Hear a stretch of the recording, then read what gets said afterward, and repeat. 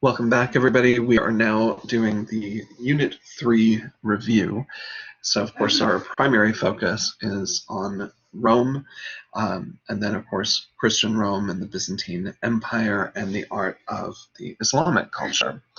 So we're starting all the way back with the Roman Republic. This is one of our earliest examples. We want to remember the Temple of Fortunatus in Rome. And you can see that it, in some respects, continues some of what we saw from ancient Greece. We have Ionic order capitals, but you can see that the Stella Arnaus, the internal room which houses the cult statue, has been greatly expanded. Even though this is a tiny temple, you can see that the walls have been expanded all the way out to touch the peripteral columns, the colonnade around the outside of the temple. So we have engaged columns here. They're half-round, non-structural, purely decorative.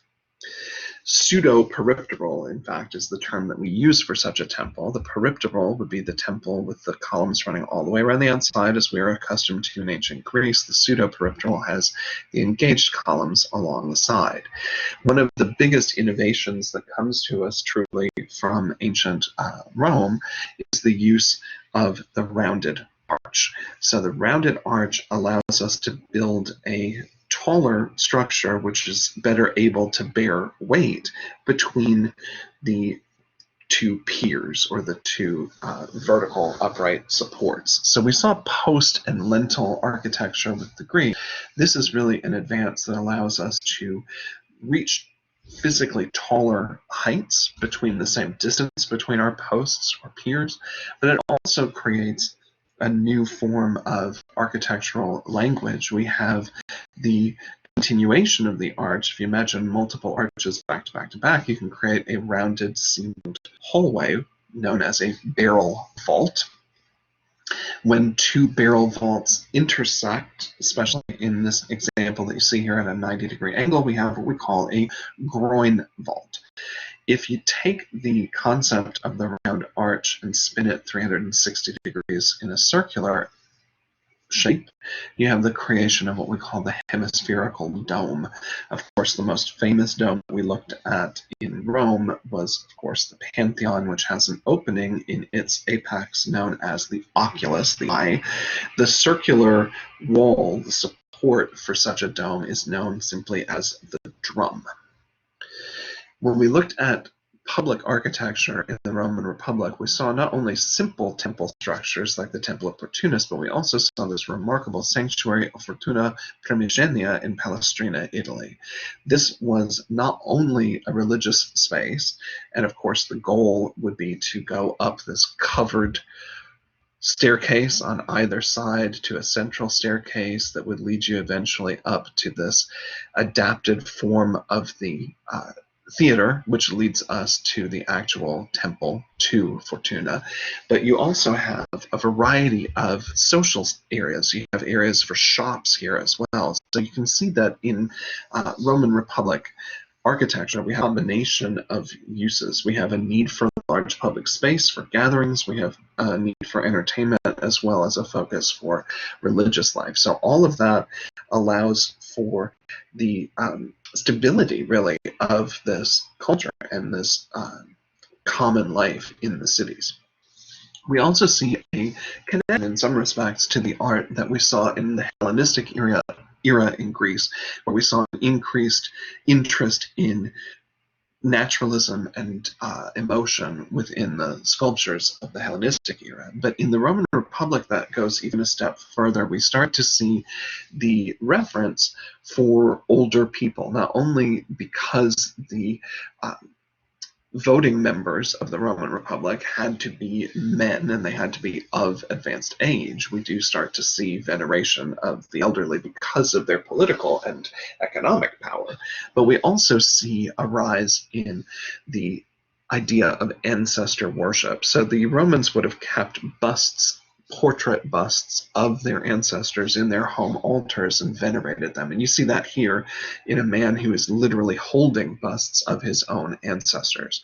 So it's a remarkable way of recording history, honoring the past, and also a window into one aspect of Roman religious practice. We call the style veristic, and that emphasizes the idea that it is true to life. And you certainly see that in Roman art really throughout the empire, but especially in the Republic era and the early empire. We see a real attempt to make sure that the individual specifics of a person's facial features are replicated in their memorial statues. Other aspects of architecture that are important for us include the idea of how adaptable the Romans really were, how they could adapt architecture and styles and concepts from other cultures that they absorbed and repurpose them. The Roman amphitheater is actually really two Greek theaters put together to form a continuous oval or circular format. The Greek theater, the round area of raised seating would face down toward a stage, which essentially had a flat back. So if you imagine two flat sides of Greek theaters put together, then you clearly have the addition, or the invention rather, of the Roman amphitheater. The atrium is an important aspect of any good Roman home. It's the central reception.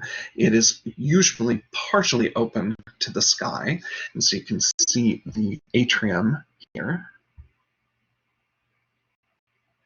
Another feature of the Roman home is the peristyle garden, and that garden would have a colonnade, and you would be able to walk under the covered area or out in the open, often around a fountain or a pool.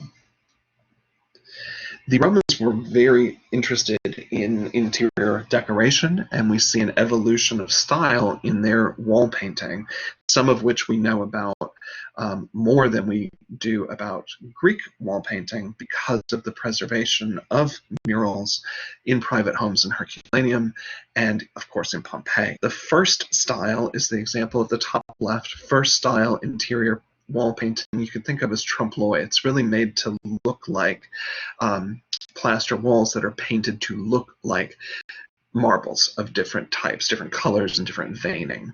So it's illusionistic. The second style, though, is really the most remarkable in some ways. It is creating the illusion that the wall itself isn't really there, that you're seeing either, as in this case, an opening onto a courtyard and then the city beyond that. So even this Corinthian column here is entirely in paint, or it's the illusion that the wall is not there and you're looking out into a garden, or even just that the room itself continues a bit further and there are human figures there, as we'll see in the Villa of the Mysteries. Third style is a little more restrained. It's more monochromatic, large panels with decorative architectural elements. And then fourth style is perhaps the most typically Roman. It combines everything that came before. You see not only monochrome panels that are third style with what appear to be framed paintings hanging on the wall, but also openings as this piece that are very much in second style, that look like openings into windows or architectural spaces beyond. And you can see decorative panel painting of different colors all along the bottom border and even underneath these openings that are in second style. So fourth style really combined everything that came before it. A second style example that we should know from Pompeii, of course, is the Dionysic Mystery frieze. The building itself is known as the Villa of the Mysteries. This is a good example of one of the religious mystery cults that flourished in the Roman Republic and into the Roman Empire. Christianity, in fact, would be one such mystery cult. We refer to this one as Dionysic because of the figure of Dionysus, drunken, reclining against his human lover and consort Ariadne. We imagine that what's happening is an initiation rite, probably for female initiates into this cult. There are figures that we believe represent the same woman at 3 or 4 different points throughout the frieze, but still not everything about it is known. But this is an example of second style in that you can see it seems to create the illusion that the room continues a little bit and that these people are performing their rituals and are seated and standing around the perimeter of the room. Another really great second style illusion of space comes to us from Livia. Livia was the wife of the heir of Augustus Caesar, or rather of Julius Caesar, Augustus, who becomes Octavian Augustus. You see here the illusion that the room opens out toward a walled garden. In fact, there is the illusion here of a reed fencing that separates us from the grassed garden, which has a stone wall around the outside of it. There are birds absolutely everywhere, and the illusion of light and shadow on the leaves in this painting is really a truly remarkable accomplishment. It almost looks like a fully believable landscape with true atmospheric perspective. What's further away from us is grayer, lighter, duller, less detailed, less in focus. Some kinds of concepts that we truly associate with the Italian Renaissance. Roman Republic portraiture includes this beautiful example of the husband and wife from a house in Pompeii. You can see that she is involved in the business of the family. So the idea that women have a bit more social life, more mobility, more involvement in the life of business is definitely part of the Roman story. As we move into the empire, we have the rise of Augustus. Now, Augustus is the heir of Julius Caesar. Caesar's own supporters turn on him and murder him when they're afraid he's going to seize too much power, and that allows the Republic to fall into disarray.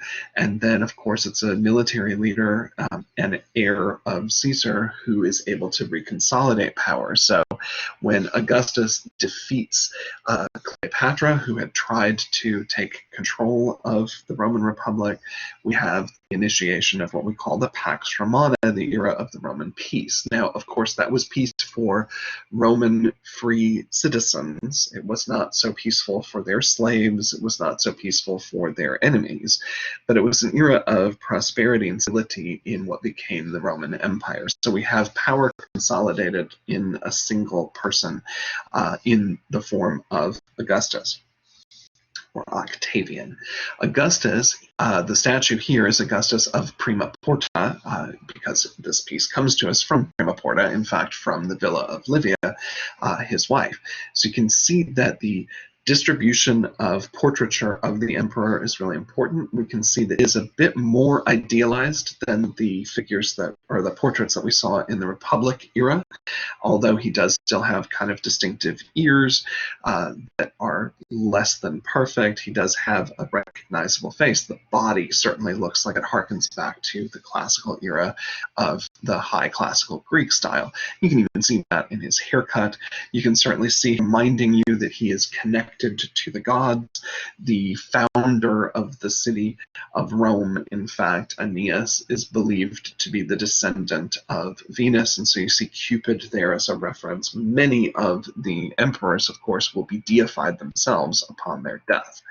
This is another monument to Augustus. This is the Arapagus, or the altar of the Augustan peace, and it is an altar rather than a roofed temple to the gods, and you can see that it is absolutely covered in relief sculpture, and the relief depicts multiple figures from mythology, including the mythical founders of the Roman culture, as well as figures we can recognize from Augustus' own time. Some of his ministers are there and they're quite recognizable, but one of the more remarkable features is how human and natural the figures are, particularly the children that are depicted in very natural poses in the reliefs around this structure. Another great Roman architectural innovation is that of the aqueduct, and the Roman aqueduct allowed, with a very, very slight incline, allowed constant flow of water and transportation of water over great distances. So the Romans were able to congregate in cities.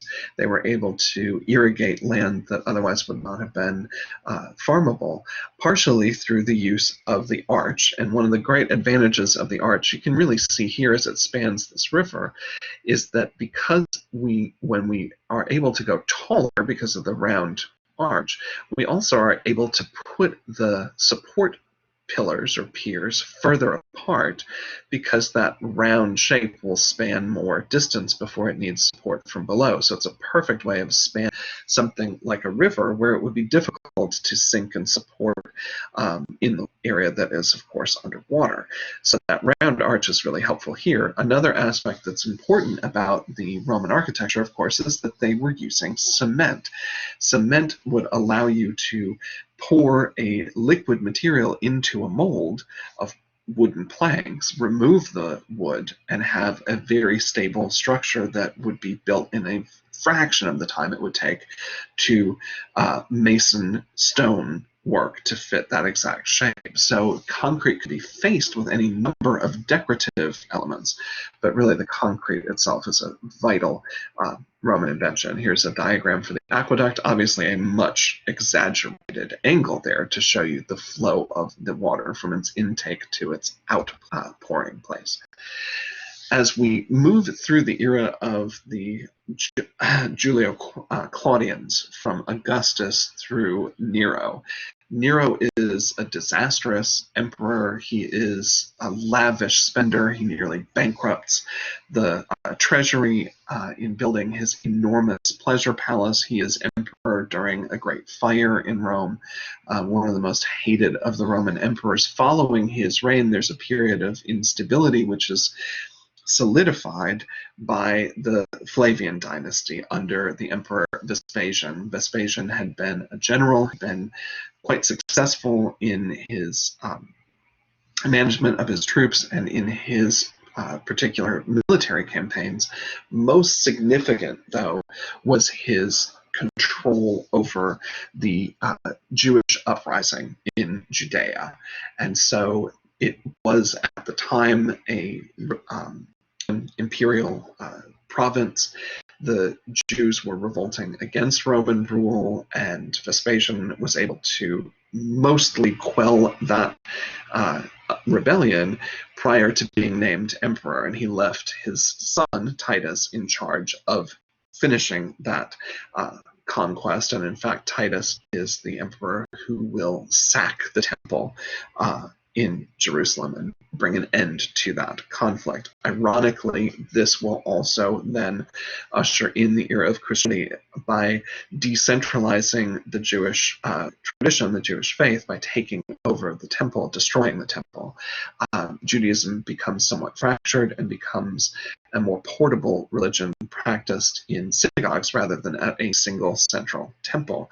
But because their central temple to bring an animal sacrifice to, it also allows Christ to kind of intercede as a human sacrifice. And so the concepts of Christianity and the mobility of Christianity really are somewhat brought about by the rise of the emperors of the Flavian dynasty under Vespasian and Titus. Another thing that they do is to really bring about a massive amount of public building. They destroy Nero's works, including the site of the Colosseum, which had been a lake, which is drained and then filled, in this building erected on top of it, thanks again to concrete, to things being able to be built in pieces and repeatable pieces. What you're seeing is what remains of what would have been a completely finished outer surface. The Colosseum has 80 arches on 3 successive levels, so 240 arches, with that upper level not having no arches and being decorative. What appears to be a Doric style, similar to Doric style, is on the first level, followed by Ionic columns on the second level and Corinthian order columns on the third. There is essentially a concentric series of rings, 6 rings of construction, leading to that outermost largest ring. The seating, of course, would have been very highly regimented. People of the upper classes would have the best seats closest to the arena floor. The people of the absolute lowest classes would have the wooden seats at the upper height. And you can see also, because the arena floor is no longer in existence, we can see into the lower workings, the subterranean workings, which would have been the preparation area for the gladiators, for the set pieces, and of course for the animals as well. We talked about cement as being the major building innovation of the Romans. And we've also looked again at the engaged column. So here's a bird's eye view of an engaged column. It is a decorative, rounded, half round attached to the wall. You can see here the concrete being faced, in this case, with brick. As we move through the Flavian Empire, or dynasty rather, we can see that there is an emphasis not only on entertainment for the masses through things like the Colosseum, but also in an increased interest in fashion and style. And our best, most fashionable portrait example is the portrait bust of the Flavian woman. You can see here, not only does she have a really elaborate, we might call it over-the-top hairstyle, both in the way curls are piled up toward the front of her hairstyle, but also the elaborate braid at the back. You can also see how deeply carved these elements are. We know that the Roman sculptors were using drills to be able to create these incredible ringlets and really deep carvings. Titus, of course, is responsible for the sack of the temple in Jerusalem, and here we see his Triumphal Arch. Triumphal arches were often built to commemorate especially military victories, but the careers and histories of individual emperors as well. On the interior of the Arch of Titus, we see these really elaborate relief carvings that show the return of the spoils from the temple, which were actually then placed on public view, things including the Ark of the Covenant and the menorah from the temple as well. In the decoration of these, and here's a variety of different triumphal arches, some are single openings, some are one main arch with two subordinate arches. The space above the arch, the semi-triangular area between the arch and the form of the register of architecture or sculpture above that, is known as the spandrel. So the triumphal arch is meant to be a freestanding object. It is not a part of a building. It is a freestanding monument unto itself. The spandrel is the triangular space where we often have relief carving. The architecture of the Roman Empire is very much about combining ideas from different cultures, and we see that most clearly here in the composite capital. So you will sometimes see a combination of elements from the Ionic and Corinthian combined into one new decorative form.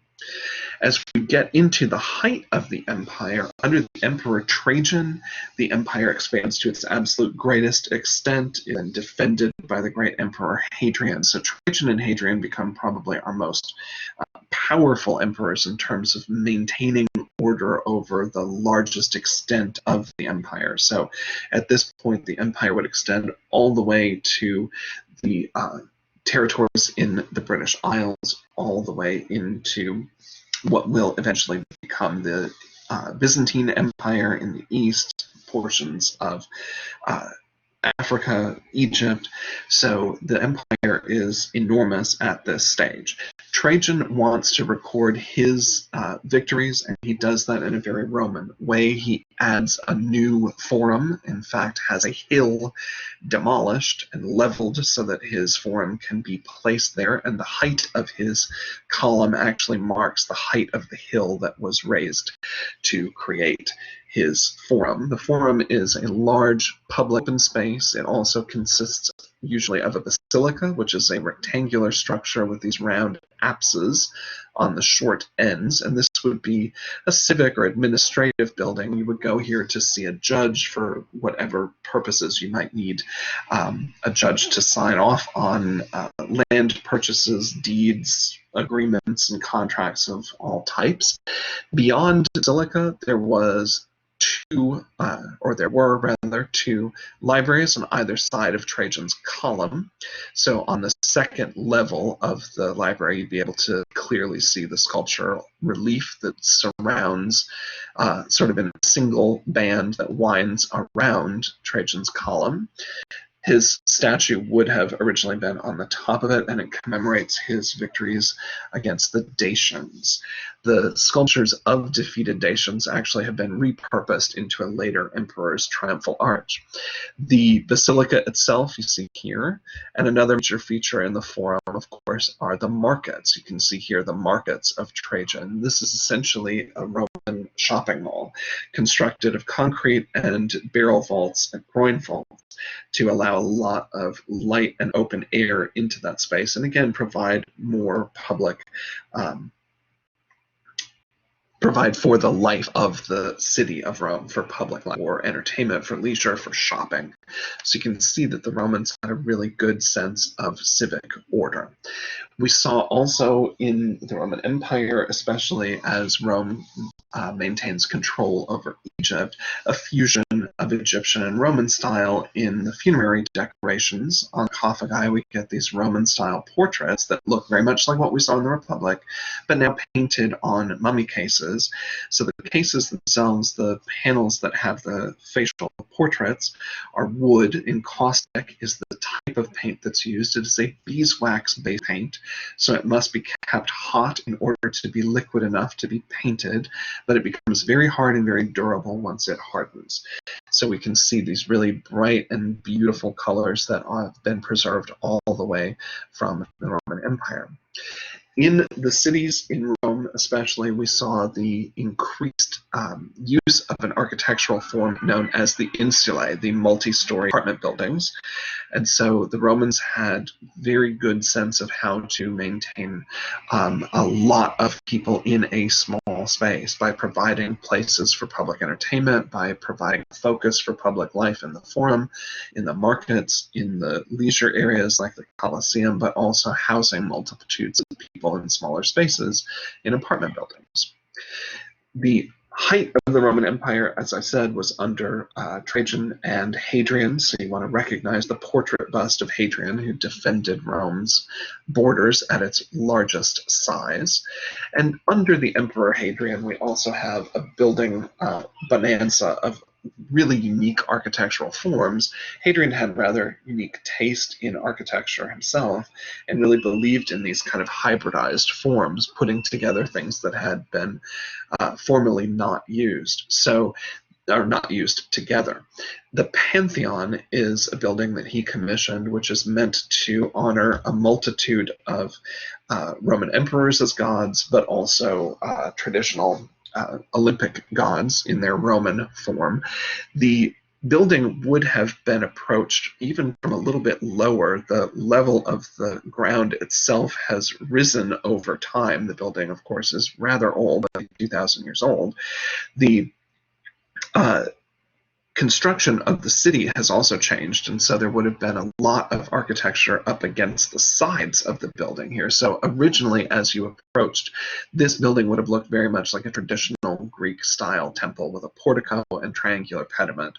So walking under that portico and through the entrance doors would have been a miraculous experience for people, as they are expecting a rectangular hall, and they enter instead into this perfectly circular floor plan. It is essentially so mathematically perfect that a perfect sphere could fit within it, because the diameter of that space is almost exactly equal to its overall height.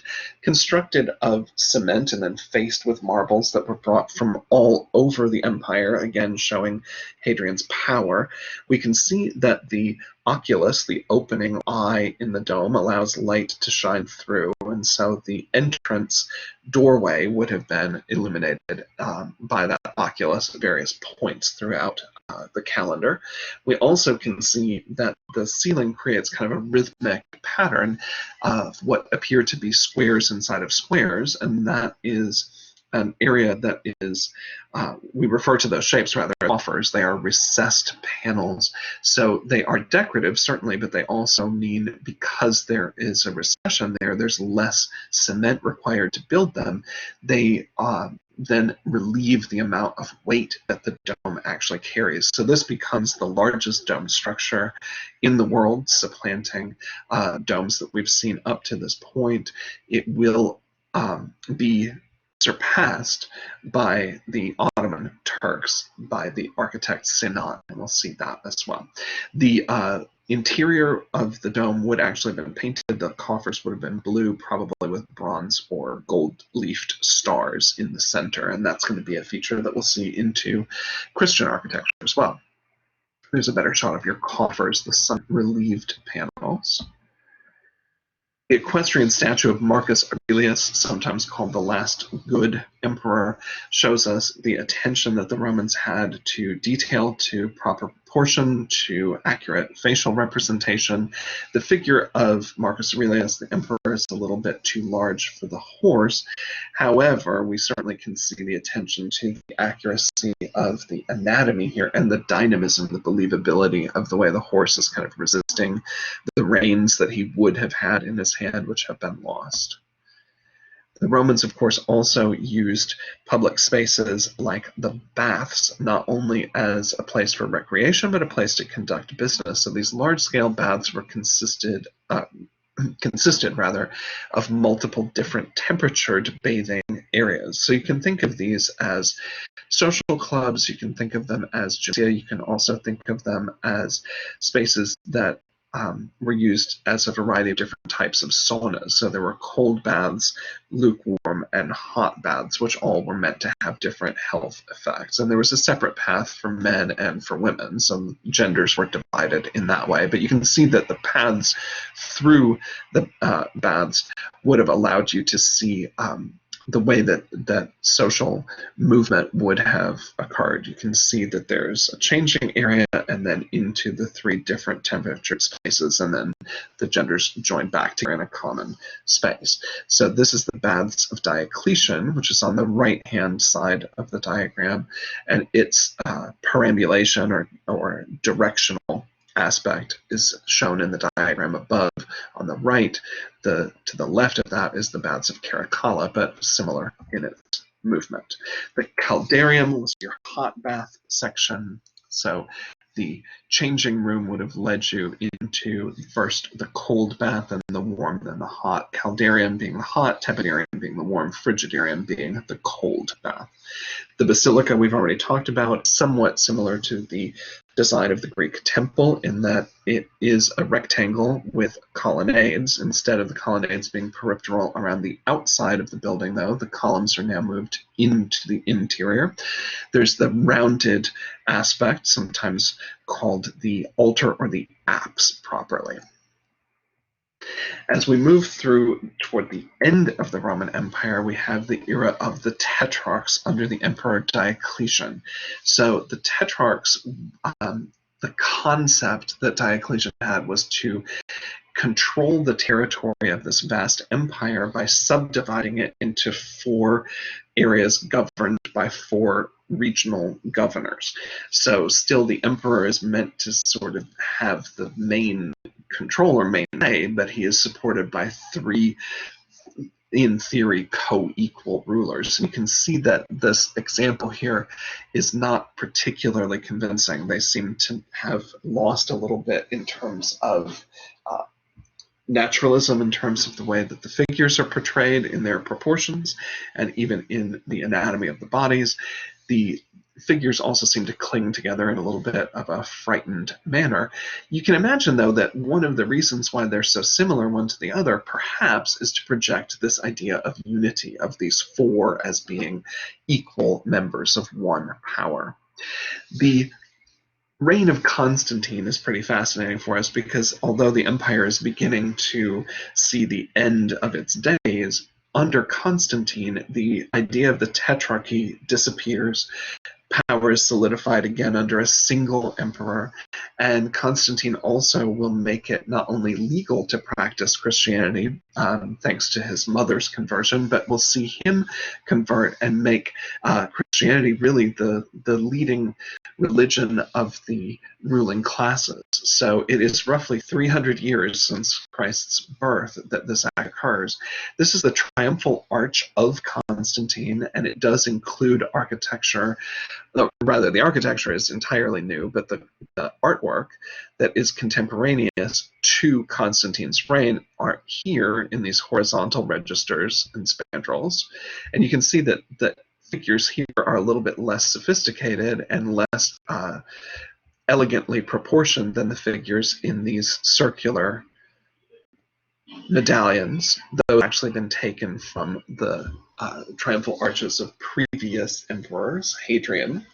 And these freestanding figures are actually the Dacians that have been stolen from the Forum of Trajan. So you could argue on the one hand that maybe he's trying to make the art look as good as the past. I think another way of seeing it, though, is to compare Constantine visually to the victories and the tradition of the strongest of the emperors that preceded him. I think that's probably a better way to read this, is that Constantine is not saying, I'm making up for how bad the art is of my own time. It's more that he's showing his own connection to the two strongest emperors, while at the same time presenting himself in the style that was more common to people of the middle classes. When we look at the funerary sarcophagi carving of people below the emperor's station, this kind of proportion and this repetition of similar forms has existed throughout Roman history. So we're also seeing Constantine kind of present himself as being perhaps more in touch with the people.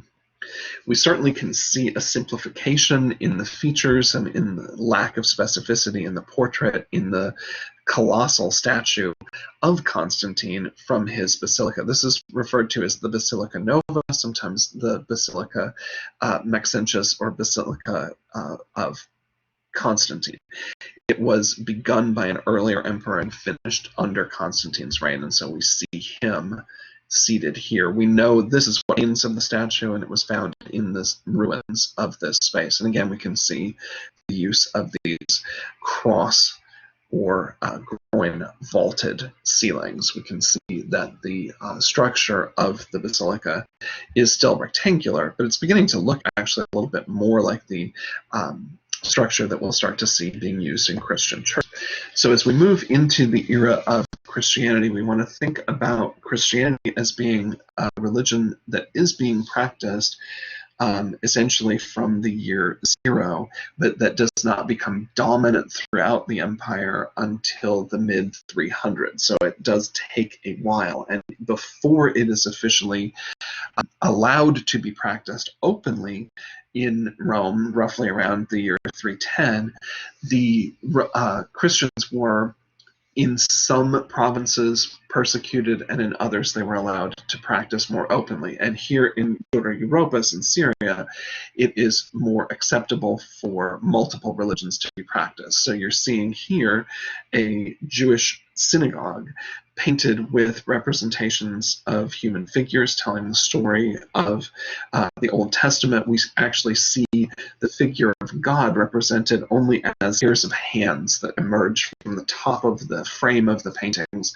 to kind of act as if he's performing miracles from above. And we certainly saw his hands in the parting of the Red Sea panel from this era. In Rome itself, Christians did practice. They were persecuted variously to different degrees under different emperors. Nero famously blamed the Christians for the Jews and Christians for the burning of the city during his reign. So many of the Christian images that we see from early on tend to be painted in kind of a coded way. We don't see the crucifixion as frequently. We don't see depictions of Mary holding the Christ child as frequently. Christ is shown more frequently as a shepherd, and so that's sort of symbolic of him taking on the role of the sacrificial lamb. We also see allusions to what we call prefigurations of Christ, in case the figure of Jonah, who's swallowed by the whale and then emerges 3 days later, very, very much a symbol for Christians of Christ being entombed after his death on the cross before the resurrection. So it's kind of a way of secret coding the faith into images that would read as being similar to those of other mythologically based religions. The catacombs are where we find a lot of the Christian paintings. These were not their houses of worship. This is where bodies were buried underground during the Roman Empire. So the catacombs are the burial spaces. Prefiguration would be the idea of a historical precedent for the story of Christ, such as the story of Jonah and the whale. Definitely, we saw a lot of examples of Christ as the shepherd, so this would be easier to sort of explain as a non-Christian representation if questions should arise. We certainly see, though, post-Constantine's acceptance of Christianity, the rise of Christian architecture. Christianity had been practiced in private homes, and so the basilica then becomes transformed into a similar form. We see the basilica being used now without its entrance on the long side, the entrance turned to the short side the way it was in the Greek temples. Only one rounded apse on one end for the altar, and the addition of what we call the transept, or the crossing aisle. So what you're seeing here is a reconstruction of old St. Peter's. So this was the main Christian church, of course. It is in the same location as St. Peter's Cathedral today, which, of course, the original church destroyed and the new one rebuilt on a much larger scale. But it is covering the burial place of St. Peter. In the elevation, or the side construction, the height of this interior space, we see that the church is divided into a few levels, and we'll see this throughout the architectural craze of the Middle Ages. So in the construction of the church, we can think of it as being similar to the basilica form. We have columns dividing the space into side aisles and a wide central aisle, which is called the nave. Those aisles and central nave lead us toward the apse. The transept is the crossing aisle. The narthex is your vestibule, or your porch that you pass through before you enter into the church. So we have nave, side aisles, we have apse, narthex, the transept. The nave arcade is created here in the elevation, the series of arches created by our columns that divide the side aisle from the nave. Above the nave arcade, we'll find the area where the windows are. This is because the height of the building on the side aisle is shorter, so windows here would not allow light in. So those that light the nave have to be higher on the wall, and this is referred to as our clerestory or clerestory. Also in the Christian early tradition, we have not only the longitudinal basilica plan, but we have what we call the central plan. We see that here in the Church of Santa Costanza in Rome. This is a good example of using the columns still to create what would have been a side aisle. We now refer to this as an ambulatory, allowing the parishioners to walk around in a circle, and the altar then becomes placed in the center. So our central plan and ambulatory we've just looked at. This is a great example for us of a kind of combination or influence a bit of the style that was popular in the Byzantine Empire, the eastern half of the empire. Constantine not only made Christianity legal to practice in Rome and made it the dominant religion, certainly the religion of the leading families immediately upon his acceptance of it, but he also moved the capital from Rome to Byzantium, its original name, renamed in his honor, Constantinople. We now know that city by its current name, Istanbul. So when Constantine moves the empire, it signals the beginning of the end, the split from the Western Empire, which goes into decline, and the continuation of the empire in the East in Byzantine Empire. The Byzantine style includes this elaborate use of blue and stars in the ceiling, although we certainly saw that even in the Pantheon, but the use of mosaic is primary decorative quality. We also see the style of the figuration that you see here is very heavily influenced from the East. The reason that we're still seeing this, though, in mainland Italy, this is in Ravenna. Ravenna is the second capital of the Western Empire, and it is very heavily influenced by events in the East. The city of Rome is under attack, and so the emperor of the East, or rather emperor of the West, moves the capital to Ravenna. So the building was believed to house the funerary rites for the sister of the emperor, Galla Placida. In fact, she was buried in the city of Rome, so the name is a misnomer. But the most important aspect of the building for us to see is that it's not really a temple, it's not a church, it is a funerary building that would have been attached to a church, which is now lost.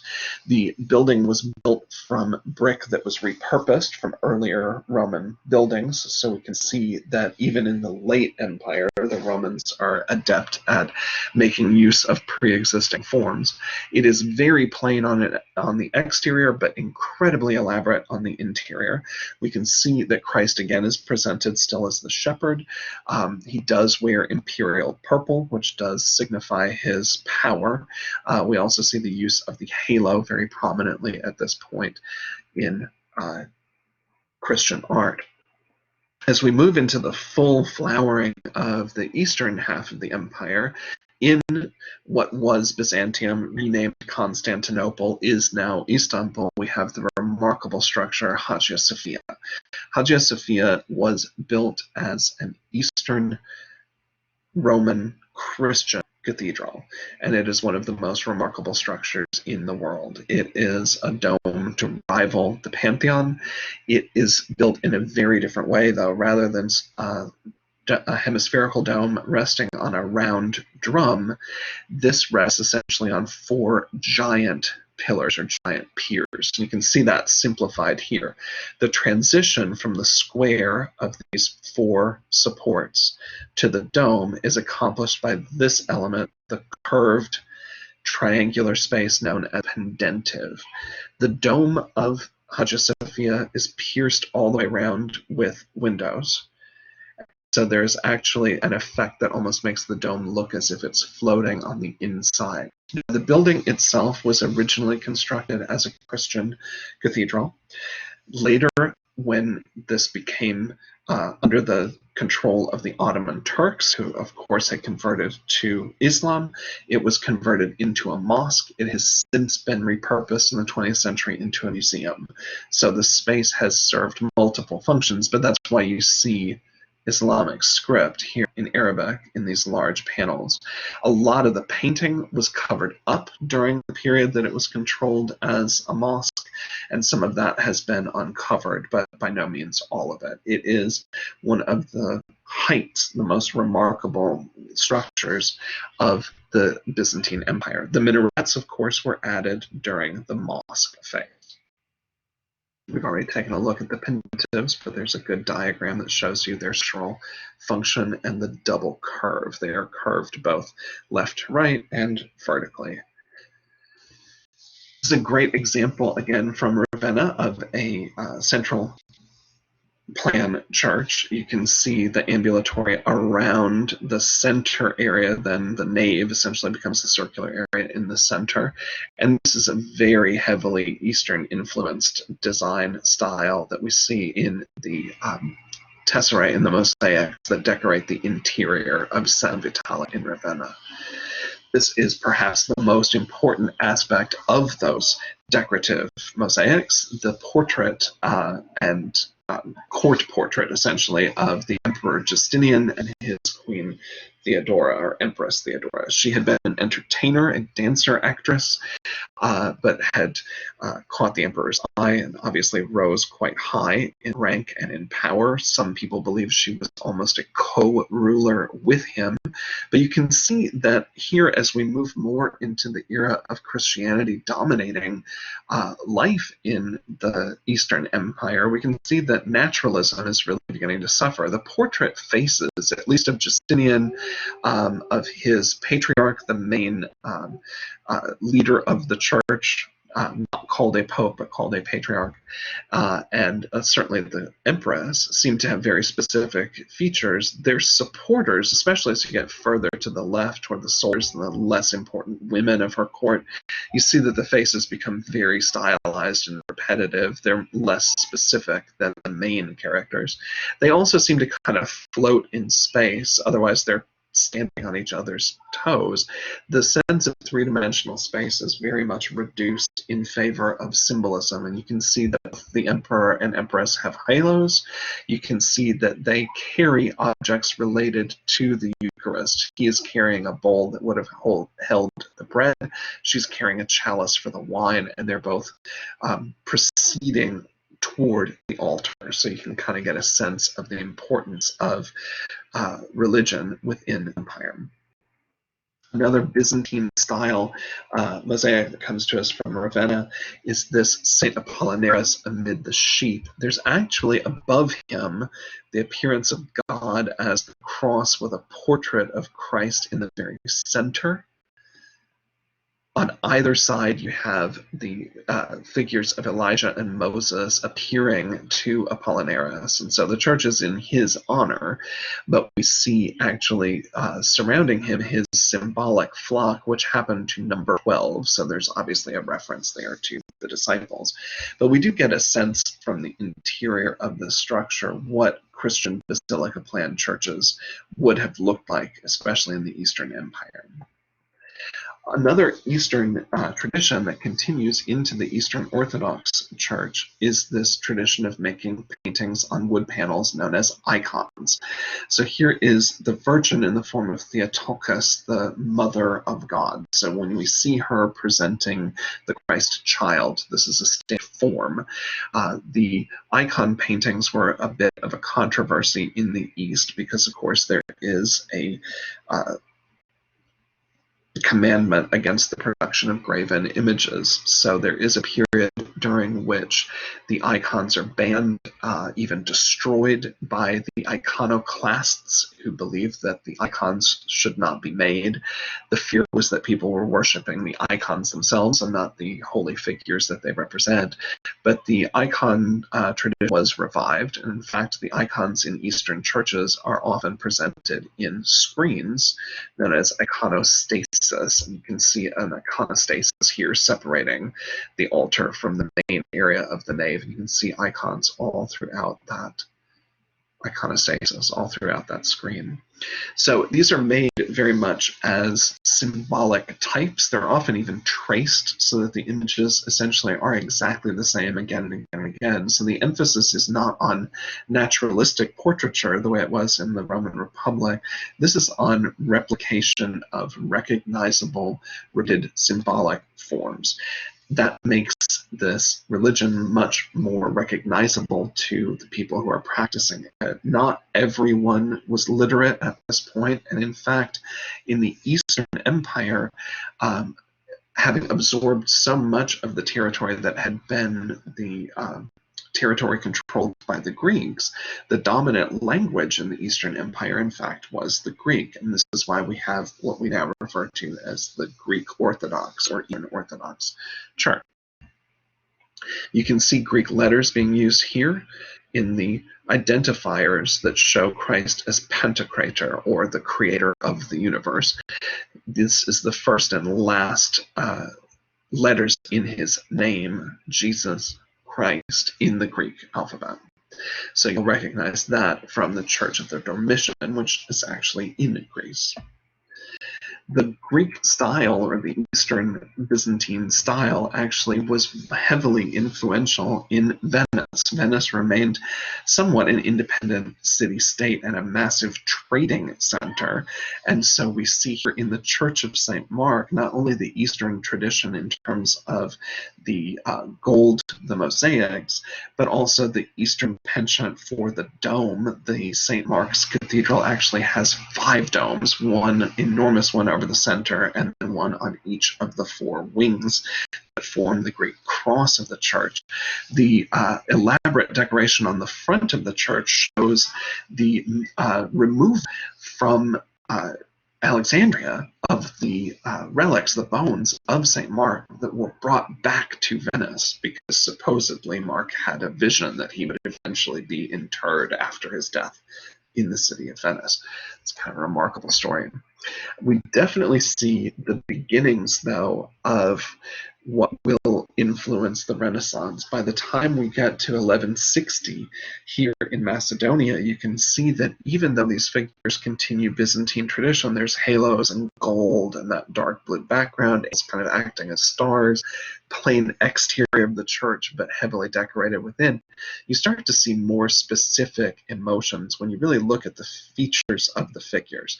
The proportions are still a bit odd. They don't look to occupy three-dimensional space in a fully believable way, but we're seeing a tendency toward more emotional expression, and that's certainly the case here in the late Byzantine period. This is from a church in Constantinople, the Church of Christ in Cora in Constantinople. This is known as the Anastasis apse fresco. The Anastasis is the idea of Christ triumphing over death, or in specific triumphing over figures who would be condemned to limbo or to hell. So the belief, of course, is that no one could be resurrected and enter to heaven until Christ's return in the Last Judgment. So you actually see him here surrounded by this almond-shaped nimbus or mandola, as well as his halo. He is standing triumphant on the gates of hell. You can see the devil below, and keys and broken chains as he frees Adam and Eve from their tombs and carries them to heaven. There's your definition for your mandola, the almond-shaped body halo that surrounds holy figures, especially Christ. And here the Greek alphabet spelling of Jesus Christ, and you can see how those letters then become his identifiers in the identification of Christ as the creator of the universe, or the Pantocrator. Certainly you can see him here in an iconic form from the late Byzantine period as savior of souls. You can see, though, that the face does begin to evoke more specific emotion, although the body and certainly the drapery still feel a bit more schematic and a bit more stylized. We then turned our last topic of attention toward the rise of Islam. So we talked about the fact that roughly around the year 620 is sort of the height of Muhammad's miracles and his receiving of the word of God. And one of the big miraculous stories of the life of Muhammad is his night journey that carries him from Mecca to Jerusalem and then from Jerusalem to heaven. And so the Dome of the Rock is on the Temple Mount, which is where the original Jewish temple was in Jerusalem, which was destroyed by the Flavian Emperor Titus. We see the construction here during the Umayyad dynasty of the mosque that surrounds the Dome of the Rock, and the Dome of the Rock actually sits atop the site where various religious traditions believe either the creation of Adam or the burial of Adam. The ascension of Muhammad from Jerusalem to heaven took place from this site as well. Some even believe this is the very site upon which God created Adam, if not created the entire world. So you see that the Dome of the Rock, which of course is a Muslim structure, sits on a site that is sacred to multiple Abrahamic faiths. We need to know some of the specific vocabulary of the mosque. The minaret is the tower from which the faithful are called to prayer. The Qibla wall is a structurally vital aspect of the mosque. It is the wall that houses the mihrab, the niche, which is not an altar in itself. It is our focal point that directs us toward Mecca. So the prayers that are said in the mosque are said in the direction of the mihrab. The mihrab actually faces specifically toward the Kaaba, the temple of Allah, the temple of God himself, which is within the Great Mosque in Mecca.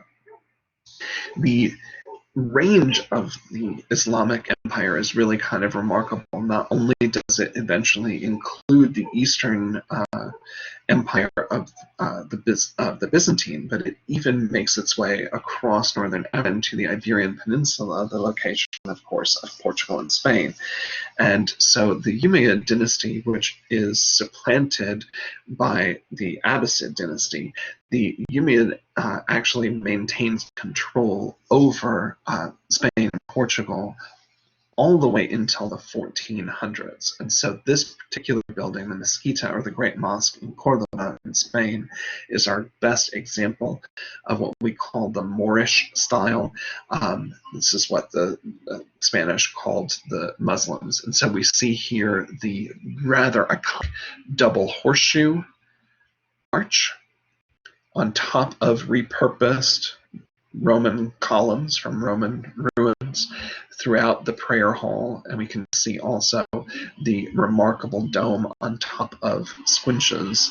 So this goes from a square shape to an octagonal shape to the dome shape. You can see the dome here as well. So the Mezquita actually includes a prayer space for Christians. It was originally ecumenical. Some of it has been refined and has somewhat damaged the original appearance of the mosque itself. The Abbasid dynasty, which supplants the Umayyad dynasty, is got its best expression, architecturally speaking, in what is known as the Friday Mosque, or the Four Iwan Mosque. The Iwan are these arches that are openings onto large vaulted halls, and so there are 4 of them. The most important one, of course, includes the Qibla wall and the mihrab. So this is an innovation, a new change in the mosque design. Probably the most important of the architects from the latter era of the Islamic Empire, when it becomes the Ottoman Empire, as the Ottoman Turks convert to Islam, and then they are able to conquer all of the Eastern Empire, and as well as the territory that the Abbasids had controlled. We see the rise of some of the most powerful of the sultans, Selim II and his heir Suleiman, and the royal architect who served both of these sultans was Sinan the Great. So we studied Sinan's remarkable Mosque of Selim II, which is a dome that's actually higher than Hagia Sophia. It is a dome that rests on 8 squinches supported on 8 piers. So it is essentially a square to an octagon to a dome. It is massively light inside because of not only the windows around the base of the dome, but in all of the semicircular supports around the dome.